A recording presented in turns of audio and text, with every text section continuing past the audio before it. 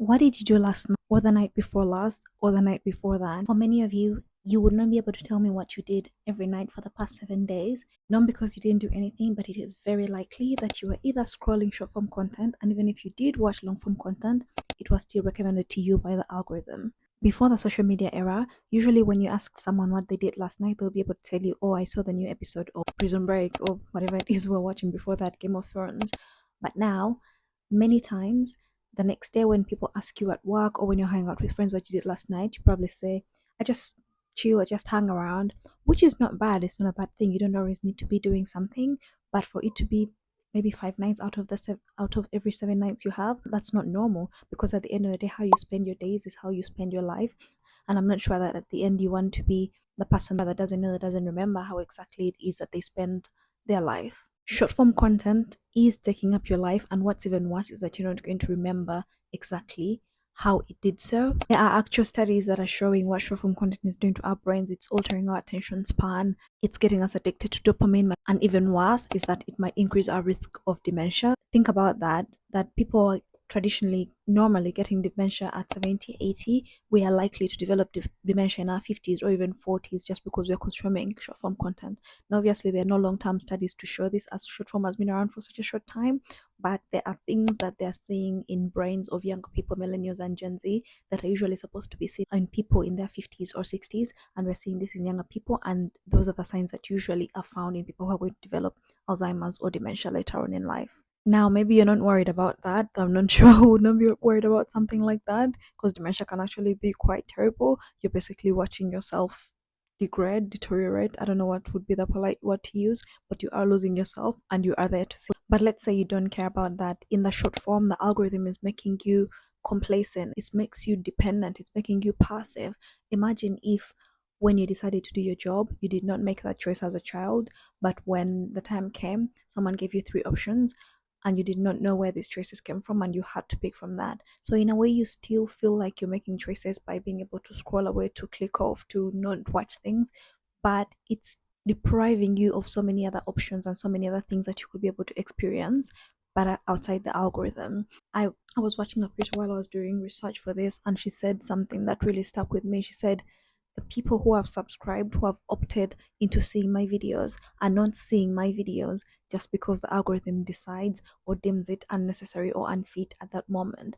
And I realized that, oh, when you think about it from a viewer's perspective, the things you want to see are out there, but the algorithm is hiding them because it optimizes for engagement, not enjoyment. Think about that. More likely to be shown a video you will comment on than the video you'll enjoy watching. And you know what makes that even worse is that you're more likely to comment on things that you disagree with rather than the ones you agree with. So you're being shown things that trigger you, that you might still agree with them, but they're things that trigger you just so that you can engage with that comment, and TikTok and Facebook's stock prices can go up. Anyway, before I get into these tips that I'm going to give you, many of you might have the idea of how different is it if you're going to just recommend things that are still media consumption from short form. The idea here is that you're going to be actively doing these things. You're going to choose to do these things. Well, unless you take the recommendations from these, but that's fine because you can mold them to fit you, to fit your preferences, what you prefer. And you might find you don't like some of them, but they might inspire you. They might trigger something in your brain that might make you go seek out something else. And by the way, this does not have to be perfect. You might even still find yourself scrolling a little bit before, a little bit after. I would suggest you try to avoid scrolling during, but before or after, it's okay. Ideally, we want to get to a point where we don't need to, but that's fine. The goal for this exercise is so when someone asks you the following day, what did you do last night? You can say X rather than chill. I just hung around. We want to start being intentional about how we spend our lives. That's what this channel is about. And this is one step, because we consume media every day. This is one step in that direction. So, how did I come up with this?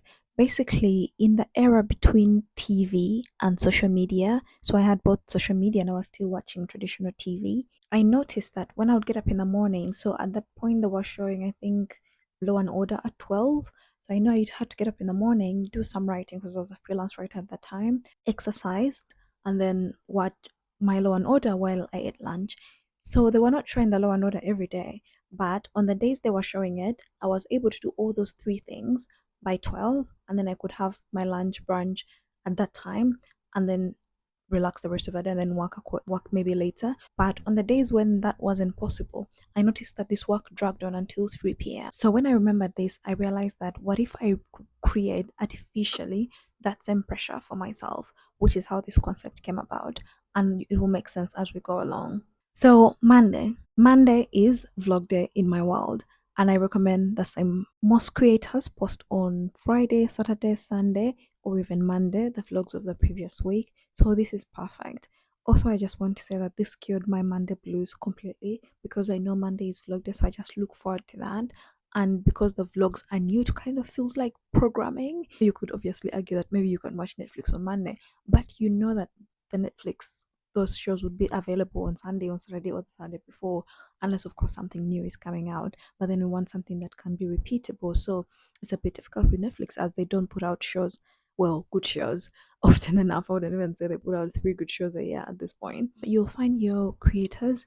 I hope you love vlogs, but if you don't, I'm sure you still have YouTubers whose content you enjoy, so that can still apply. So what I do is on Monday, I collect all the vlogs from Friday, Saturday, Sunday, and Monday itself and watch them Monday evening. Now, these are my favorite creators that I watch on Monday because they're like top of the line favorite creators that I watch. Karen Napoli, her sister Lisa Napoli, Tamara Kalin, Borislava Sekova. These are top four, but then in some cases, one of them might not post, and then I have a secondary list of vloggers I enjoy. Josu Lalu New York, Ina Takesh vlogs. So these will be backup for this. So I try to make sure that the vlogs I'm watching are between 40, no, maybe 30 minutes to 1 hour. So in that case, when I watch 3 episodes, if I sit down to eat dinner at 8, 10, they can take me through to 10. So maybe if you find someone who posts shorter vlogs, like 15 minutes, you will need many more. And also, I want to avoid watching very short content, as the goal of this is to do the opposite of what short form is doing to us. So out of all of this, it's only Lisa who posts short vlogs, but because I also watch her sister, I consider this one vlog. So it's 1 hour of vlog because her sister are maybe 30 minutes and then has a 20 minutes. So I just consider that one vlog, if that makes sense. Yeah. And then Tamara posts around 40-minute vlogs, which I love. And then the rest are between 30 minutes to 1 hour. So here and there. Now, if you don't have any vloggers you enjoy, first you can start off with this, and then as you watch them, more will be recommended. So just give yourself some time to explore some and see if you can find a few you like.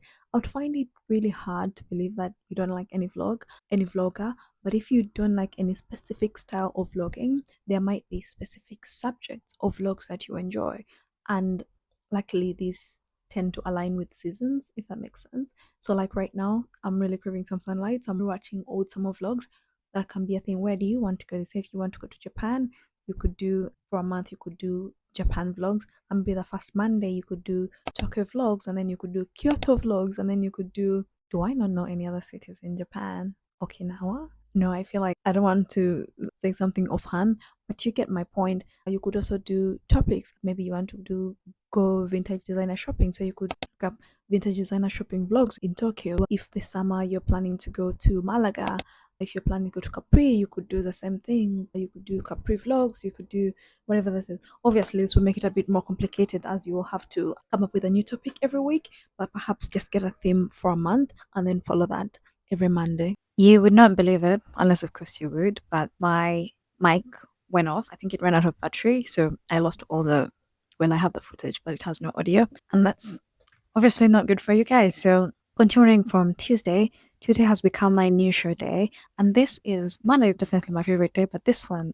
is just the one that seems most efficient and useful. Why do I say that? Because it's the one that is most reminiscent of those days when we used to wait for new shows to come out and watch them at 8 or 9. So it just has that nostalgic element. The moment I was watching JFK Jr. Love Story with Carolyn Bassett Kennedy, and not to be like one of those people who are trying to like own her, but I've loved her style for maybe 3, 4, maybe 5 years. The way people are discussing her is just leaving a bitter taste in my mouth, so I'm going to stop watching that. After that, I had two people discussing Ted Lasso, and I think maybe I'll give it a go. I haven't seen it, and I know it won so many awards, so I think that should be also very interesting to dive in. So what I would usually do on this day, I prefer personally to binge a show like 1 to 3 episodes, just so I feel like halfway through an episode, a 40-minute episode, you get into the mood. And then just as you get into the mood, 20 minutes later, 10 minutes later, the episode is finished. It's just like when I play tennis, I don't play tennis 1 hour because you really get into the mood around 40 minutes in and then 20 minutes, you're done.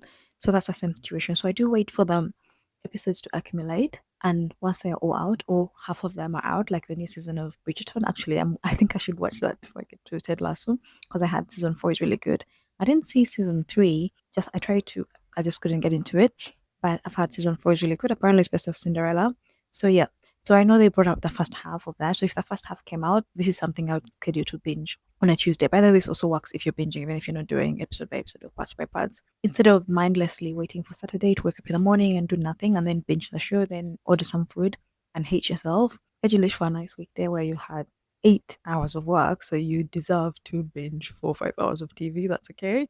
I feel like that's more justifiable. And also, I feel like because you have to work the next day, you can just do yourself a list. And if you're not enjoying anything, what I usually do is first of all see what's popular. I'm not opposed to watching TV shows that are popular, but then also I will check what one like best TV show for the Emmys, maybe the previous year or that year if the Emmys have happened already, and watch that.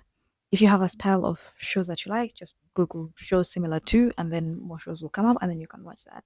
This does not have to be specifically a new show. It just feels more authentic when it is.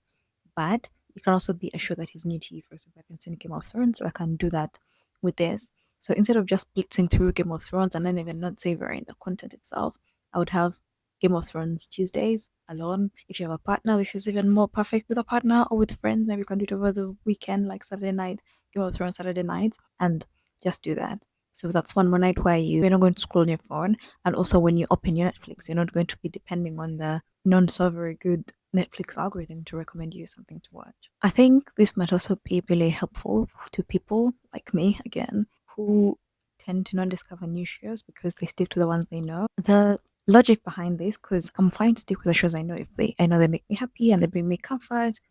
Why don't break it if it ain't broke? But the problem with this is that only way you'll find more new shows to add to your rotation is by watching new shows. So if you keep on only watching the old ones that you already know, then you're not going to have that room to increase that list. So you might as well go through maybe 4 shows, mediocre shows, and find another one you can add to your rotation.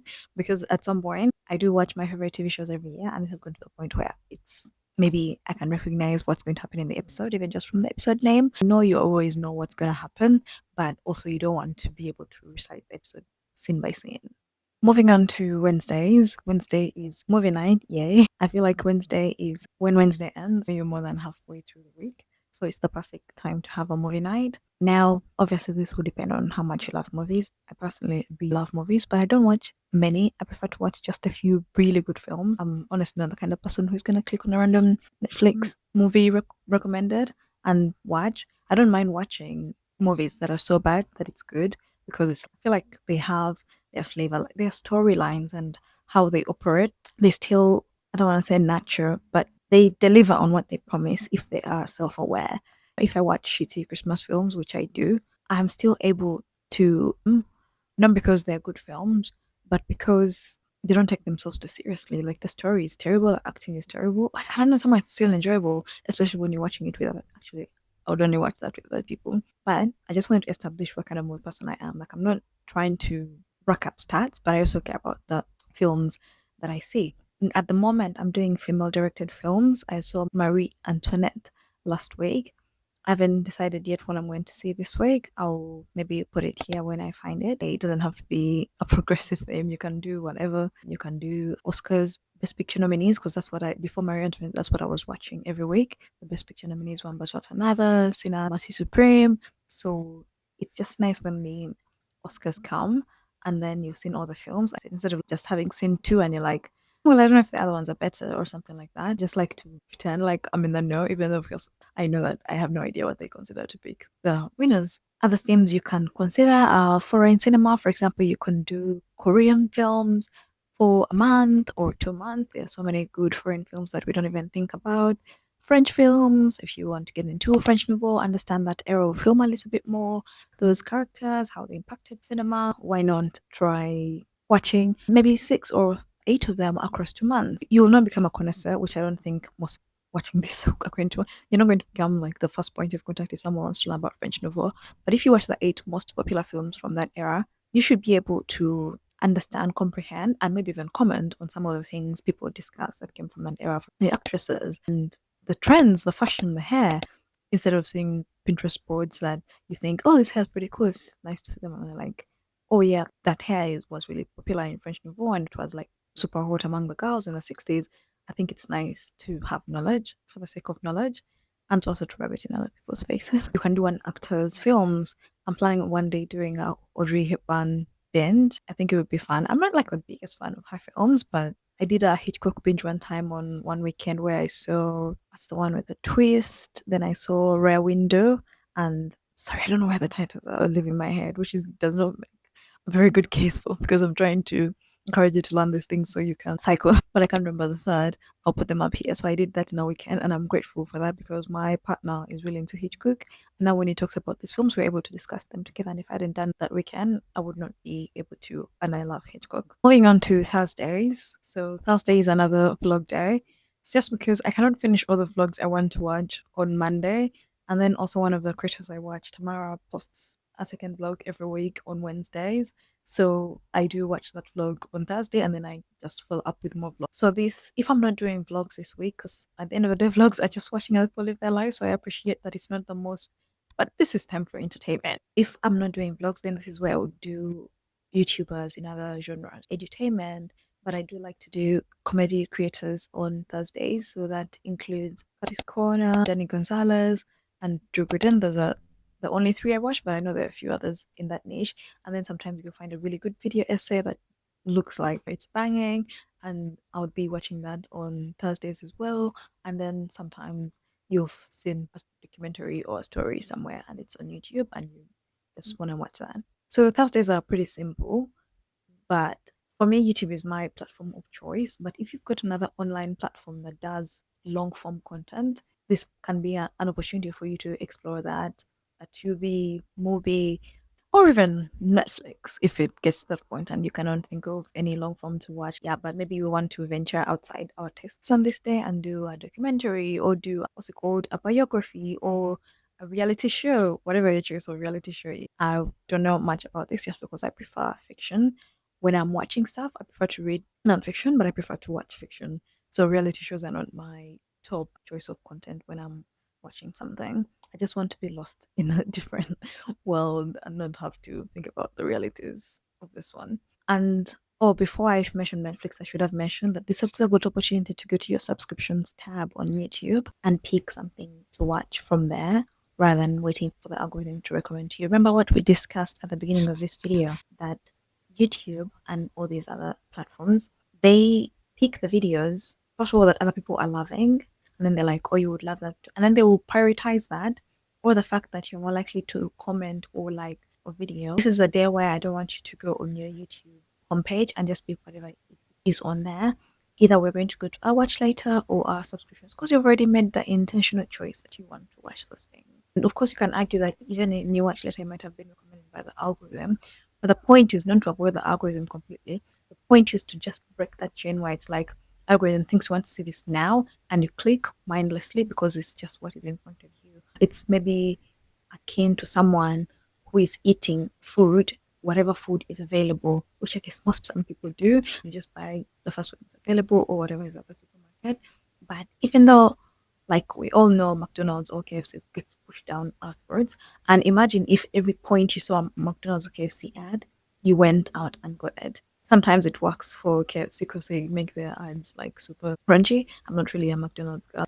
Even though you decide, oh, that looks really nice, maybe I'll get it on Saturday. Yeah, that ad made you think about that. But then you decided that Saturday would be the best time to have that meal. Perhaps after a really good productive week or after a really active Saturday where there is room for you to indulge yourself because you've already taken care of your body or you've already achieved something. Not that you need to do something to, wow, I'm sorry, I don't want to become a caveat person, but I just want to clarify that you don't need to earn food, but also if you just spend the whole day in bed, do you really want to make yourself feel worse about the day by having a bucket of KFC at 6? Finally, we go to Friday night, and this is reading night. So I think everyone should read. it doesn't even matter what you read. Ideally, not something so brain dead or something that's maybe destroying your brain, but anything goes. Like anything is better than not reading at all. Because even when you read something stupid or smart, it still engages you. Like reading is such an active process that however you choose to engage in it, you still have to picture and imagine what these people are doing. Think about it this way: when you look at a film, as many people do, you can scroll while you do that, right? But you could never do that for reading. And that's what I mean by reading is such an active process that no matter what it is you're reading, to a certain degree, so we're talking about long form content here. It doesn't have to be a book, but at least it should be an essay. Friday is reading night. So of course, we have fiction and non fiction. To be honest, since it's Friday, maybe lean towards fiction. I'm more of a non fiction gal, but I think for Friday night, if you're staying in, but I don't know, it just feels more like you're spoiling yourself. What we are going to do on Friday, okay, this is what I do. You can choose to change this however you want. So if it's when I'll go out either for a run or to tennis, and then I'll come back and do a bath, get a nice, lovely sweet treat. Or last time I did, so I had grapes. I'll add a picture here, and then I'll sit in my bath and read for an hour or two. And then even after the bath, I'll continue depending on how gripping the story is. But I love mysteries, and it's like you don't want to put it down. So sometimes I'll get out of the bath, the water gets too cold, and my neck starts to hurt, and get back in bed and read for the rest of the night for maybe an extra hour. I usually do a total of maybe 3 hours of reading, and sublime. If you're not a reader, trust me, this will make you a reader. So at the moment I was reading French pictures, which I'm reading with my workmates, and I finished that very easy read. You can read in one night. I just chose not to because I wanted to savor it. If you don't read at all, I would highly recommend Sidney Sheldon because his stories are so gripping and they're all mysteries. Well, most of them. I've read so many of his books, like maybe a dozen, and they were all mysteries. And the funny thing is, one time someone asked me, "What do you like to read?" I don't know, really young, like, not really young, but I was like 19. And I was like, "Oh, I love Sidney Sheldon." And she was like, "Oh, you must be a beginner reader because that's what most people recommend to someone to read when they're just starting out to read." And I was so offended because, like, I don't know, like, I don't read much if I'm being honest, but yeah, no one still, I don't want it to be pointed out. Yeah, she said that, and now I'm saying the same thing basically, even though I was offended when she said it that time. But yeah, so I highly recommend such easy reads and so gripping that you will not want to put it down. You will need to force yourself to get through it. We have Saturday now. Saturday is social night. Like I said, Saturday and Friday are interchangeable, so you can decide to do this on Friday and then switch Friday out activities to Saturday. So Saturday we want to go out. We want to go eat a nice meal with the girls, get dressed, take cute pictures, and yeah, just make a day out of it. Those pictures you have pinned on your Pinterest board, this is when you bring them to life. This is when you show life that you actually have an intention of living things you dream about on a small scale. Like I know it's just dinner, but at the end of the day, this is what life is about: spending time with people you like and eating food that you love. So this is what we want to do on that day. I imagine everyone gets food recs on TikTok or wherever it is you watch your content. So I'm sure you've saved some restaurants. So this can be an opportunity for you to take those off or whatever your friends want to go to or whatever. Maybe there is a hot opening that week or that month. I'm in London, so there's always one. And then you can go check that out. Now, I know a lot of people will be like, oh, that's too expensive. Cinema tickets are like £8. Last time I bought a ticket, it was £8. The seat was great. Don't be deceived by the fancy seating or whatever. Just get the cheapest seat, £8. You don't need to buy the popcorn there. Just get a bag of popcorn from the supermarket. I usually get some strawberries as well, and you can get a lovely night out for £15. Like, come on. And if still that is too much, then we go into hosting territory. I'm not exactly sure if this would be actually cheaper than going out, but I guess if you split the cost of the food, then it can be. But yes, if you're really saying that you're not in a position to go out to spend money on food or movies, then this is opportunity to host at home. You can either cook everything or you can do pizzas at home. I'm sure if you get, I don't know, 6 pizzas, it will come out for a really good deal. You can make the pizzas at home. You can buy the pizza dough and get the toppings, and all you have to do is pop it in the oven and pop it out, and then watch a movie at home. There's so many things you can do at home. You can do a game night. Just ask everyone to bring a drink and maybe some food and some snacks, and just get on with it. A lot of the downsides of us being so digital first is that it has affected our social lives, which is why in my journey to just be more intentional and leave also on this channel, which is about just coming back to not the basics, but just trying to undo some of the negative effects of just being online so much. I also want to emphasize that we want social life to be a priority, which is why this has to be in there. Also, for those of you who don't have friends, maybe you moved to a new city like I did, I have found some lovely people to spend time with. But you can, first of all, you can start something. Think of starting a tennis club in West London. So if you're watching this and you're in West London and you're a gal, you can join, or you're a lovely boy, I guess that's okay as well. And two is some of the activities you can do alone. Cinema you can do alone, theater you can do alone, gym events like once you go to the gym on Saturday night. There's so many things you can do alone. Pottery classes on Saturday evening, all those things you can do alone. Maybe the one thing you can't do alone, of course, is hosting. Then you're just eating all that food by yourself, which is not what we want. Museums are mostly free if you live in Europe, or like £5 or £10. Art galleries, like always, I'll have resources in a Substack document where you can even click through. Finally, Sunday. So don't click the video, but Sunday is when we're actually going to create. So we've done 6 days of consumption. This is why I told you don't click off, because there is an upside. While you create, it doesn't matter what you consume. To get the best of both worlds, you get to be a bad girl and a good girl. A bad girl that consumes brain rot content, and a good girl that creates, even though she is consuming brain rot content. So I feel like I've made it a bit fair for you, right? So obviously, typical creation, the first thought that comes to everyone's head is crafts, beading, knitting, sewing. So if you're gifted in that arena, you do that. I'm not, and I know many people are not. So if you have been thinking of writing something, this is when you get that opportunity to do that. So if you're writing, I'm not sure if you want distractions, but perhaps you can use it as a reward after the writing. Drawing, painting, sketching. This is where we're going to do. You could put on some TV and then you can get busy with your little creative self and start creating. If you really need TikTok, you can put it on auto scroll, and while it goes through, you do your thing.